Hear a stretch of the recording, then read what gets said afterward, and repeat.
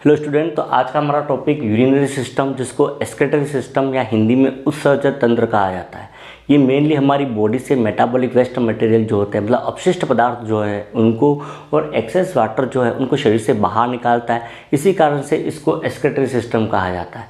और ये जो बाहर निकाल रहा है वो यूरिन के रूप में बाहर निकालता है, इसके कारण से इसको यूरिनरी सिस्टम जो है वो कहते हैं। यूरिनरी सिस्टम हमारे बॉडी का एक महत्वपूर्ण सिस्टम होता है, साथ ही एग्जाम पॉइंट ऑफ व्यू से महत्वपूर्ण है, क्योंकि इस पर हर साल क्वेश्चन जो है वो बनते हैं। यूरिनरी सिस्टम जो है उसके अगर ऑर्गन देखें, कौन कौन से ऑर्गन होते हैं इसमें, तो इसमें दो तो प्राइमरी ऑर्गन किडनी होती है, उन किडनी से कनेक्ट यूरेटर होते हैं, और ये यूरेटर जो होते हैं वो कनेक्ट होते हैं यूरिनरी ब्लैडर से, और यूरिनरी ब्लैडर से एक यूरेथ्रा जो है वो कनेक्ट होता है। तो ये इसके मुख्य अंग होते हैं। हम वन बाय वन ये अंग जो है उसकी बनावट कैसी है और वो काम कैसे करते हैं उसके बारे में बात करेंगे। तो सबसे पहले बात करते हैं किडनी के बारे में। किडनी, इसको रीनल या हिंदी में वृक्क या गुर्दा कहते हैं। किडनी जो होती है वो यूरिनरी सिस्टम का प्राइमरी या महत्वपूर्ण अंग होता है। साथ ही साथ ये हमारे बॉडी के लिए भी इम्पोर्टेंट ऑर्गन है। ये एक तरह से हमारे बॉडी का वाइटल ऑर्गन होता है। किडनी जो होती है उसका अगर आकार देखें, शेप, तो ये बीन शेप जो होते हैं, मतलब सेम का बीज होता है उसके आकार का होता है। और इसकी जो साइज़ होती है वो होती है, ये 11 सेंटीमीटर तो लंबा होता है, 6 सेंटीमीटर चौड़ा होता है और 3 सेंटीमीटर मोटा होता है। और इसका जो वज़न होता है वो लगभग 150 ग्राम के आसपास होता है। किडनी जो है उसके अगर पोजीशन देखें, स्थिति कहाँ होती है, तो हमारी बॉडी के अंदर 2 किडनियाँ होती है, एक लेफ्ट में और एक राइट में स्थित होती है। किडनी की पोजीशन जो होती है ये रेट्रोपेरिटोनियल होती है। रेट्रोपेरिटोनियल मतलब पेरिटोनियम जो है उसके तो पीछे की तरफ, और पोस्टीरियर एब्डोमिनल वाल जो है उसके आगे की तरफ, मतलब पेरिटोनियम और पोस्टीरियर एब्डोमिनल वाल जो है उसके बीच में स्थित होती है। यह लगभग 12वीं थोरेसिक वर्टिब्रा जो है वहाँ से लगाकर लंबर थर्ड वर्टिब्रा जो होती है वहाँ तक फैली हुई रहती है। इसमें भी जो राइट किडनी जो होती है वो थोड़ी नीचे की तरफ होती है, जबकि लेफ्ट किडनी थोड़ी ऊपर होती है। राइट किडनी नीचे की तरफ होने का कारण इसके ऊपर लीवर जो है वो स्थित होता है, और लीवर जो है वो जगह घेर लेता है, उसके कारण से ये किडनी जो होती है वो थोड़ी डाउनवर्ड मतलब नीचे की तरफ स्थित होती है। तो ये तो किडनी की पोजीशन और उसकी स्थिति हो गई। अब बात करते हैं किडनी जो इसकी बनावट, इसकी स्ट्रक्चर कैसा है, इनकी अंदरूनी बनावट कैसी है। तो किडनी जो है उसके सबसे बाहर तो फाइब्रस टिश्यू जो है उसकी कवरिंग होती है, जो कि रीनल कैप्सूल होता है। ये रीनल कैप्सूल जो होता है वो फाइब्रस टिश्यू का बना होता है, और ये किडनी को प्रोटेक्शन मतलब सुरक्षा देने का काम करता है। रीनल कैप्सूल जो है उसके जस्ट नीचे रीनल कॉर्टेक्स होता है।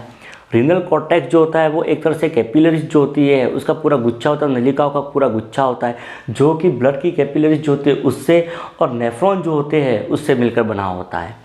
रीनल कॉर्टेक्स जो है उसका कलर जो होता है वो थोड़ा रेड कलर का या हल्के से ब्राउन कलर का होता है।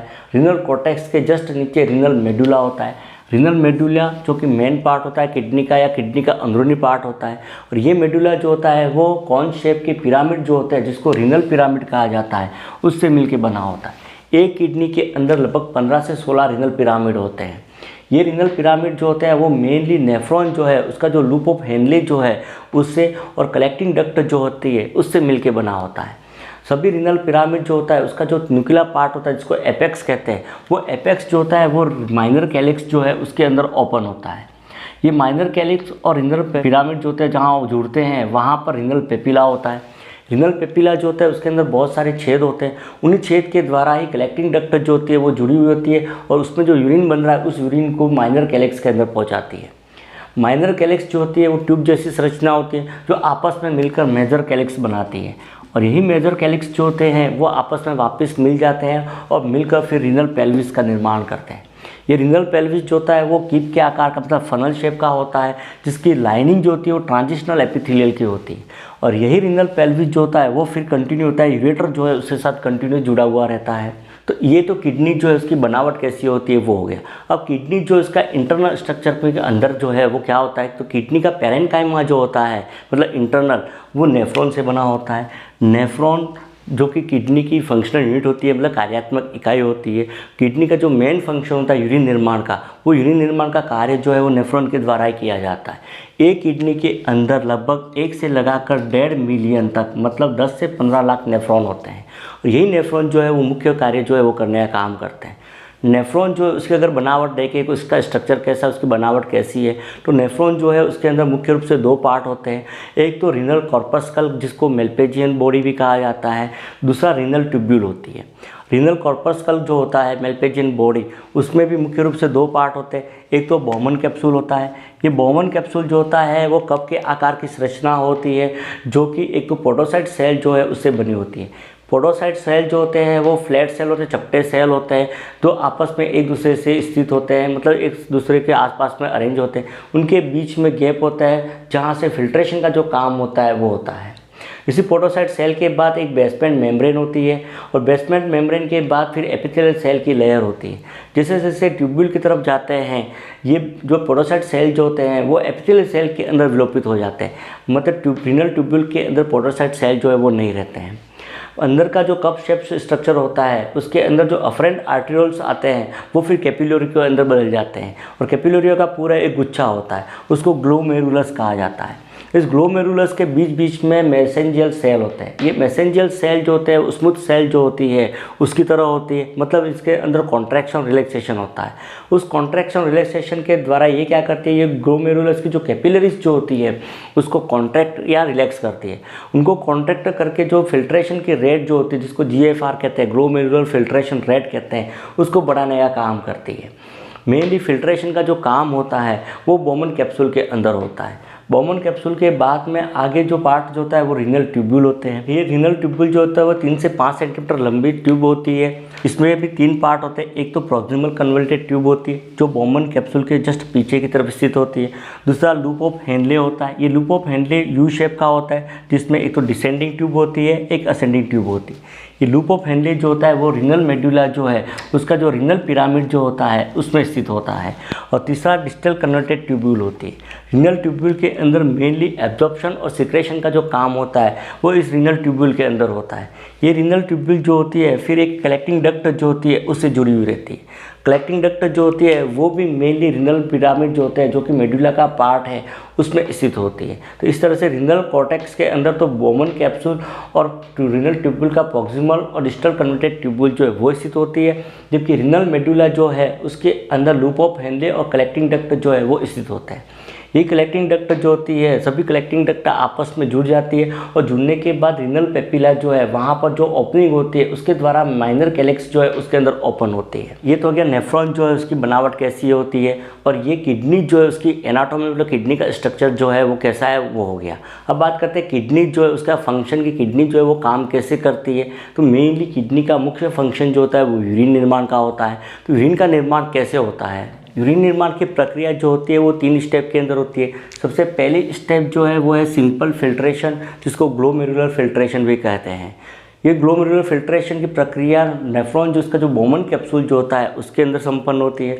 बॉमन कैप्सूल जो है उसके अंदर क्या होता है, ये अफरेंट आर्टेरियल जो होती है वो कैपिलरीज के अंदर बन जाती है। ये जो कैपिलरी जो होती है उसमें जो ब्लड होता है उसका जो प्रेशर होता है, कैपिलरी हाइड्रोस्टैटिक प्रेशर, वो बहुत ज़्यादा रहता है, लगभग 55 mm/Hg होता है। यहाँ पर सिंपल फिल्ट्रेशन होता है। ये ठीक वैसा ही होता है जैसे चाय को हम छानते हैं छलनी के अंदर, जिसमें चाय पत्ती जो है वो तो रह जाती है और चाय छन के कप के अंदर आ जाती है। ठीक वैसा ही यहाँ पर होगा। फिर फ्लूइड जो होता है, जिसमें ब्लड जो है उसके अंदर जो बड़े मॉलिक्यूल जो होते हैं, जैसे प्रोटीन के बड़े मॉलिक्यूल्स है, ब्लड सेल जो होते हैं RBC है, WBC है, वो तो कैपिलरीज के अंदर रह जाएगी। बाकी सभी चीज़ें जो होती है वो ये जो पोडोसाइट सेल के बीच में जो स्पेस होता है वहाँ पर सिंपल फिल्ट्रेशन की टेक्निक के द्वारा बॉमन कैप्सूल के अंदर आ जाते हैं। ये जो बॉमन कैप्सूल के अंदर जो फ्लूइड आया उसका जो ऑस्मोटिक प्रेशर जो रहता है वो लगभग 30 mm/Hg होता है। साथ ही साथ ये जो फ्लूइड है उसका जो हाइड्रोस्टैटिक प्रेशर जो रहता है वो 15 mm/Hg के आसपास होता है। तो इस तरह से अगर देखें तो नेट फिल्ट्रेशन प्रेशर जो रहता है वो 10 mm/Hg होता है। तो 10 mm/Hg फिल्ट्रेशन प्रेशर जो है उस प्रेशर से यहाँ फ्लूइड जो उसका फिल्ट्रेशन होता है। फिल्ट्रेशन की जो रेट होती है GFR, जिसको कहते हैं ग्लोमेरुलर फिल्ट्रेशन रेट, वो लगभग 125 ml 125 ml प्रति मिनट होती है। मतलब 1 मिनट के अंदर 125 ml फ्लूइड जो है वो फिल्टर होकर बॉमन कैप्सूल में आता है। एक दिन के अंदर ये लगभग 180 लीटर के आसपास होता है। तो ये फ्लूइड फिल्टर होकर बॉमन कैप्सूल के अंदर आ जाएगा। तो पहली स्टेप तो ये होती है सिंपल फिल्ट्रेशन की। सेकंड क्या होता है कि ये जो फिल्टर फ्लूइड जो आता है वो फिर ट्यूब्यूल के अंदर आता है। इस ट्यूब्यूल के अंदर ये फ्लूइड जो होता है उसका फिर क्या होता है, सेलेक्टिव रीअब्जॉर्प्शन होता है। मतलब इस फ्लूइड जो आता है उसका फिर वापस रीअब्जॉर्प्शन हो जाता है। पर डे 180 लीटर जो फ्लूइड बना उसका 99% जो होता है वो ट्यूब्यूल के अंदर रीअब्जॉर्ब हो जाता है। उसके कारण से केवल 1% जो होता है लगभग 1 से 1.5 लीटर तक ही क्या होता है यूरिन के रूप में वो बॉडी से बाहर निकलता है। रीनल ट्यूब्यूल के अंदर जो फ्लूइड आ रहा है बोन कैप्सूल के, उसमें से ग्लूकोज है, एमिनो एसिड है, वाटर है, इसके अलावा मिनरल्स, इलेक्ट्रोलाइट जो होते हैं उनका वापस रीअब्जॉर्प्शन हो जाता है। रीअब्जॉर्प्शन की प्रक्रिया जो होती है वो एक्टिव और पैसिव दोनों टेक्निक से होती है। पैसिव टेक्निक के द्वारा जैसे वाटर जो होता है वो तो ऑस्मोसिस के द्वारा रीअब्जॉर्ब होता है, जबकि सोडियम जो होता है, क्लोराइड जो होता है वो डिफ्यूजन के द्वारा रीअब्जॉर्ब होता है। यूरिया जो होता है वो भी डिफ्यूजन के द्वारा रीअब्जॉर्ब होता है। इसके अलावा कुछ जैसे एमिनो एसिड होते हैं, बाइकार्बोनेट होता है, कैल्शियम होता है, फॉस्फेट है, पोटेशियम है, ये सभी एक्टिव टेक्निक जो है उसके द्वारा रीअब्जॉर्ब होते हैं। ये रीअब्जॉर्प्शन के लिए हार्मोन जो होते हैं वो कुछ रोल प्ले करते हैं। उसमें एक तो एंटी डायरेटिक हार्मोन जिसको वैसोप्रेसिन कहते हैं, ये वाटर का रीअब्जॉर्प्शन जो होता है डिस्टल ट्यूब्यूल जो होती है उसके अंदर वाटर का रीअब्जॉर्प्शन करता है। जबकि एल्डोस्टेरोन हार्मोन जो होता है जो कि एड्रिनल ग्लैंड जो है उसके द्वारा रिलीज होता है वो सोडियम का रीअब्जॉर्प्शन करता है, साथ ही पोटेशियम का सिक्रेशन करता है। एक कैल्सिटोनिन हार्मोन होता है जो कि पैराथायरॉयड ग्लैंड और थायरॉयड ग्लैंड के द्वारा सिक्रेट होता है। ये कैल्शियम और फॉस्फेट जो है उसका रीअब्जॉर्प्शन करने का काम करता है। रीअब्जॉर्प्शन के बाद तीसरा काम जो होता है वो ट्यूबुलर सिक्रेशन होता है। रीअब्जॉर्प्शन के द्वारा मैक्सिमम 65% तक रीअब्जॉर्प्शन जो होता है वो प्रॉक्सिमल कन्वर्टेड ट्यूब्यूल के अंदर होता है। बाकी रीअब्जॉर्प्शन लूप ऑफ हेनले और डिस्टल कन्वर्टेड ट्यूब्यूल जो है उसके अंदर होता है। सेलेक्टिव रीअब्जॉर्प्शन के बाद तीसरा जो होता है वो ट्यूबुलर सिक्रेशन होता है। ट्यूबुलर सिक्रेशन के अंदर जो रीनल ट्यूब्यूल जो होती है वो फिर क्या करती है कि कुछ चीज़ें जो होती है उसको फिर यूरिन के अंदर सिक्रेट करने का काम करती है। सिक्रेशन जैसे प्रॉक्सिमल कन्वर्टेड ट्यूब्यूल में हाइड्रोजन आयन और अमोनिया जो होता है वो सिक्रेट करती है, जबकि लूप ऑफ हेनले जो है उसके अंदर यूरिया जो होता है उसका सिक्रेशन होता है। डिस्टल कन्वर्टेड ट्यूब्यूल जो है उसके अंदर पोटेशियम आयन जो होते हैं उसका और हाइड्रोजन आयन जो होता है उसका सिक्रेशन होता है। और उसके बाद लास्ट में कलेक्टिंग डक्ट के अंदर यूरिन जो है उसका निर्माण होता है और ये यूरिन जो होती है वो कलेक्टिंग डक्ट के अंदर आती है। कलेक्टिंग डक्ट जो है उससे यूरिन जो होती है वो माइनर कैलेक्स और फिर मेजर कैलेक्स से रीनल पेल्विस में आती है और रीनल पेल्विस से यूरेटर के द्वारा यूरिनरी ब्लैडर के अंदर आती है। यूरिन जो है उसका कलर पेल एम्बर कलर का होता है। पेल कलर का होने का कारण एक बाइल पिगमेंट होता है यूरोबिलिन, उसके कारण से इसका कलर जो होता है वो हल्का पीले रंग का होता है। इसकी जो स्पेसिफिक ग्रेविटी जो होती है वो 1.020 से 1.030 होती है, जबकि पीएच जो होता है इसका वो होता है 6 होता है। 6 पीएच मतलब स्लाइटली एल्केलाइन होती है और एल्केलाइन जो होती है वो बाइकार्बोनेट आयन जो होते हैं उसके कारण से होती है। यूरिन का कंपोजिशन अगर देखें तो 96% तो इसमें वाटर होता है, जबकि 2% इसके अंदर यूरिया होता है और 2% जो होते हैं वो अदर साल्ट जो होते हैं जिसमें सोडियम होता है, बाइकार्बोनेट होते हैं, हाइड्रोजन आयन होते हैं, पोटेशियम होता है इत्यादि रहते हैं। यूरिन के अंदर ग्लूकोज जो होता है वो नहीं रहता है। ग्लूकोज जो है उसका वापस क्या होता है ट्यूब्यूल के अंदर रीअब्जॉर्प्शन हो जाता है, उसके कारण से ग्लूकोज और एमिनो एसिड जो होते हैं प्रोटीन वो एब्सेंट रहते हैं। तो ये तो हो गया यूरिन जो है उसका कंपोजिशन और यूरिन का निर्माण कैसे होता है। वो किडनी जो है उसका अगर फंक्शन अगर देखें, किडनी जो है वो क्या कार्य करती है। किडनी के फंक्शन अगर देखें तो एक तो वाटर बैलेंस का काम करती है कि पानी की जैसे ही कमी होगी ऑस्मोटिक प्रेशर बढ़ जाएगा, उसके कारण से हाइपोथैलेमस के अंदर ऑस्मो रिसेप्टर जो होते हैं वो स्टिमुलेट होंगे और वो फिर क्या करेंगे एंटी डायरेटिक हार्मोन जो होता है ADH उसको सिक्रेट करेंगे। ये एंटी डायरेटिक हार्मोन जो होता है वो फिर क्या करेगा रीनल ट्यूब्यूल जो है उसके अंदर वाटर के रीअब्जॉर्प्शन को बढ़ा देगा, उसके कारण से वाटर का रीअब्जॉर्प्शन बढ़ जाएगा, यूरिनरी आउटपुट तो कम होगा और ब्लड के अंदर वाटर बढ़ जाएगा। यदि ब्लड के अंदर वाटर बढ़ा हुआ लेवल रहता है तो हाइड्रोस्टैटिक प्रेशर ज़्यादा होगा, तो उसके कारण से एंटीडायरेटिक हार्मोन का सिक्रेशन कम हो जाएगा। ये जैसे ही कम होगा वाटर का रीअब्जॉर्प्शन जो है वो क्या हो जाएगा कम हो जाएगा और वाटर का रीअब्जॉर्प्शन कम होगा तो वाटर जो है वो यूरिन के द्वारा बाहर ज़्यादा निकलेगा। इस तरीके से ये वाटर जो है उसका ब्लड के अंदर बैलेंस जो है वो बनाने का काम करती है। तो एक तो फंक्शन वाटर जो है उसको बैलेंस करने का काम करता है, दूसरा फंक्शन जो होता है वो इलेक्ट्रोलाइट जो है उसको बैलेंस करने का काम करती है। इलेक्ट्रोलाइट का बैलेंस जो करती है वो रेनिन एंजियोटेंसिन सिस्टम जो होता है उसके द्वारा करती है और इसी के द्वारा ब्लड प्रेशर जो है उसको भी रेगुलेट करने का काम करती है। और रेनिन एक एंजाइम होता है जो किडनी की जो सेल होती है जस्टोग्लोमेरुलर की सेल उसके द्वारा सिक्रेट किया जाता है। मेनली ये क्या करता है कि एंजियोटेंसिनोजन करके एक एंजाइम होता है, ये एंजाइम लीवर जो उसके द्वारा प्रोड्यूस होता है। ये एंजियोटेंसिनोजन जो होता है उसको ये रेनिन एंजाइम जो होता है वो एंजियोटेंसिन फर्स्ट में बदल देता है। ये एंजियोटेंसिन फर्स्ट जो होता है वो फिर किडनी के अंदर AC जो होता है एंजियोटेंसिन कन्वर्टिंग एंजाइम जो कि किडनी के द्वारा प्रोड्यूस होता है वो फिर उसको एंजियोटेंसिन सेकंड के अंदर बदल देता है। ये एंजियोटेंसिन सेकंड जो होता है वो एक प्रकार का वैसो कॉन्स्ट्रिक्शन होता है। मतलब ये क्या करता है कि जो ग्लोमेरुलर कैपिलरी जो होती है उसको कॉन्स्ट्रिक्ट कर देता है। वो कॉन्स्ट्रिक्ट करने के कारण से ग्लोमेरुलर फिल्ट्रेशन रेट जो होती है GFR वो क्या होती है, इंक्रीज़ हो जाती है। वो इंक्रीज़ होने के कारण से फ्लूइड का जो फिल्ट्रेशन जो होता है वो ज़्यादा बढ़ जाएगा। मतलब यूरिन का निर्माण जो होता है वो एक तरह से बढ़ने का काम करता है। साथ ही साथ क्या करता है, एंजियोटेंसिन सेकंड एड्रिनल ग्लैंड जो है उससे एल्डोस्टेरोन के सिक्रेशन को भी प्रमोट करता है। उसके कारण से एल्डोस्टेरोन जो होता है जिसको मिनरलोकॉर्टिकॉइड हार्मोन कहते हैं, ये हार्मोन का सिक्रेशन बढ़ जाएगा और इसका सिक्रेशन बढ़ने के कारण से सोडियम जो है उसका रीअब्जॉर्प्शन क्या होगा, बढ़ जाएगा।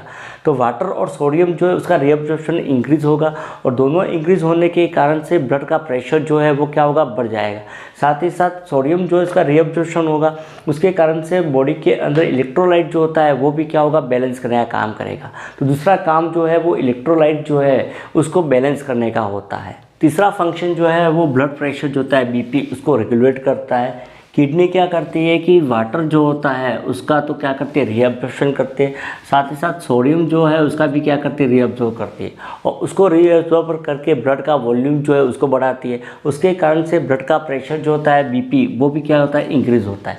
साथ साथ यदि BP जो है वो बढ़ा हुआ रहता है तो किडनी क्या करती है कि ये जो वाटर जो है उसको एक्सक्रीशन जो है उसको बढ़ा देती है, मतलब इसका रीअब्जॉर्प्शन जो है वो कम कर देगी। साथ ही साथ सोडियम जो है उसका रीअब्जॉर्प्शन कम हो जाएगा। उसके कारण से ब्लड के अंदर वाटर और सोडियम की कमी होगी और ब्लड प्रेशर जो होता है वो क्या होगा, कम हो जाएगा। तो इस तरीके से किडनी जो होती है वो ब्लड प्रेशर जो है उसको भी रेगुलेट करने का, मतलब उसको मेंटेन करने का काम करती है। अगला फंक्शन ब्लड का pH जो होता है, जो कि नॉर्मल हमारे ब्लड का pH 7.35 से 7.45 होता है, तो इसको मेंटेन करने का काम करती है। किडनी क्या करती है कि हाइड्रोजन आयन जो होते हैं H आयन, उसका तो क्या करती है, एक्सक्रीशन करती है, यूरिन के द्वारा बाहर निकालने का काम करती है। हाइड्रोजन आयन जो होते हैं वो मेनली ब्लड जो है उसको एसिडिक बनाने का काम करते हैं, जबकि बाइकार्बोनेट आयन जो होते हैं HCO3 उसका क्या करती है, ये रीअब्जॉर्प्शन करती है और उसके द्वारा क्या करती है कि ये ब्लड का जो pH जो होता है उसको क्या करती है, मेंटेन करने का काम करता है। अगला RBC जो होता है, रेड ब्लड सेल, उसके फॉर्मेशन का काम करते हैं। किडनी जो है उसके जो सेल होते हैं वो एक हार्मोन होता है एरिथ्रोपोइटिन हार्मोन, उसका सिक्रेशन करते हैं। ये हार्मोन एरिथ्रोपोइटिन हार्मोन जो होता है वो क्या करता है कि बोन मेरो के अंदर जाता है और बोन मेरो के अंदर जाने के बाद जो एरिथ्रोपोइसिस की प्रक्रिया जो होती है, मतलब RBC निर्माण की जो प्रक्रिया होती है उसको स्टिमुलेट करने का काम करता है। उसके कारण से RBC निर्माण की प्रक्रिया जो है वो तेज़ हो जाती है। तो इस तरीके से RBC जो होती है उसके निर्माण में भी ये सहायक होता है। अगला ड्रग जो होते हैं उसको बॉडी से रिमूव करने का काम करते हैं किडनी जो होती है। हम जो भी ड्रग लेते हैं वो ड्रग जो होती है वो किडनी के द्वारा ही हमारी बॉडी से बाहर निकलते हैं, या तो ड्रग जो होती है वो बाहर निकलती है या ड्रग जो होती है वो मेटाबोलाइट होने के बाद उसके जो मेटाबोलाइट होते हैं उसको किडनी जो होती है वो बाहर निकालने का काम करती है। तो ड्रग जो है उसको रिमूव करने का भी काम करती है। इसके अलावा किडनी का एक और फंक्शन एक्सक्रीशन ऑफ वेस्ट होता है कि जो भी मेटाबॉलिक वेस्ट मटेरियल जो होते हैं, जैसे यूरिया है, यूरिक एसिड है, क्रिएटिनिन है, उसके अलावा अमोनिया जो होते हैं, उसको यूरिन के रूप में ये किडनी जो होती है वो क्या करता है, शरीर से बाहर निकालने का काम करता है। तो ये तो किडनी जो है उसके फंक्शन हो जाएंगे। तो ये था किडनी जो है उसकी एनाटॉमी और उसकी फिजियोलॉजी, मतलब वो काम कैसे करता है वो। किडनी के बाद अगला ऑर्गन जो होते हैं वो यूरेटर होते हैं। यूरेटर किडनी, दोनों किडनी से एक एक यूरेटर निकलता है। ये यूरेटर जो होते हैं वो 25 से 30 सेंटीमीटर लंबे होते हैं, जबकि 3 mm के डायमीटर के होते हैं। इसकी जो आउटर लाइनिंग जो होती है वो तो फाइब्रस टिश्यू की होती है, मिडल जो होता है वो स्मूथ मसल्स की होती है और इनर जो होती है वो ट्रांजिशनल एपिथेलियल की होती है। ये मेनली क्या करता है कि यूरिन जो है उसको यूरिनरी ब्लैडर तक ले जाने का काम करती है। अगला स्ट्रक्चर जो होता है वो यूरिनरी ब्लैडर होता है। यूरिनरी ब्लैडर जो होता है वो नाशपाती के आकार का, मतलब पीयर शेप का होता है और ये भी 3 टिश्यू टाइप के टिश्यू लेयर का बना होता है। सबसे आउटर जो होती है वो तो फाइब्रस टिश्यू की लेयर होती है जो इसको प्रोटेक्शन देने का काम करती है। मिडल जो होती है वो स्मूथ मसल्स जो होती है वेनली उसकी बनी होती है। ये मसल्स जो होती है उसकी 3 लेयर होती है। इसमें जो मसल्स होती है वो डेट्रोसम मसल्स जो है वो होती है और इसके 3 लेयर जो है उसकी बनी होती है। सबसे इनर लाइनिंग जो होती है वो ट्रांजिशनल एपिथेलियल जो होती है उसकी बनी होती है। ट्रांजिशनल एपिथेलियल की विशेषता होती है वो खींचने पर क्या होती है, उसकी जो लंबाई जो होती है वो बढ़ जाती है, मतलब इसमें स्ट्रेचिंग की कैपेसिटी होती है, मतलब वो फैल सकती है। यूरिनरी ब्लैडर जो है उसकी जो कैपेसिटी जो होती है वो 300 से 400 ml होती है, मतलब एक टाइम में 300 से 400 ml तक यूरिन जो है वो अपने अंदर स्टोर कर सकता है, जिससे यूरिनरी ब्लैडर यूरिन से भर जाता है ये जो मसल जो होती है उसके अंदर स्टिमुलेशन होता है, मसल्स में स्टिमुलेशन के कारण से फिर क्या होता है, इसमें कॉन्ट्रैक्शन होते हैं। यूरिनरी ब्लैडर में कॉन्ट्रैक्शन के कारण से यहाँ पर जो नेक की जो स्फिंक्टर मसल्स जो होती है वो ओपन हो जाती है, और ओपन होने के बाद यूरिन जो होती है वो यूरेथ्रा के द्वारा बॉडी से बाहर निकलती है। यूरेथ्रा जो होती है वो लगभग पुरुषों के अंदर तो 20 सेंटीमीटर लंबी, जबकि महिलाओं के अंदर 4 सेंटीमीटर लंबी एक ट्यूब होती है। इसकी जो लाइनिंग जो होती है वो म्यूकस मेम्ब्रेन की होती है, और ये मेनली यूरिन जो है उसको यूरिनरी ब्लैडर से बॉडी से बाहर निकालने का काम करता है। तो ये था यूरिनरी सिस्टम, जो इसकी एनाटॉमी फिजियोलॉजी, यूरिनरी सिस्टम जो इसकी बनावट कैसी है, वो काम कैसे करता है, वो इसके बारे में डिटेल में यदि स्टडी चाहते हैं तो कमेंट करना, हम डिटेल में इसको और ज़्यादा पढ़ेंगे। अगले वीडियो के अंदर हम यूरिनरी सिस्टम जो है उससे रिलेटेड कौन कौन सी डिसीज़ कंडीशन है जो आपको पढ़नी है उसके बारे में बात करेंगे। मिलते हैं अगले वीडियो में। Thank you.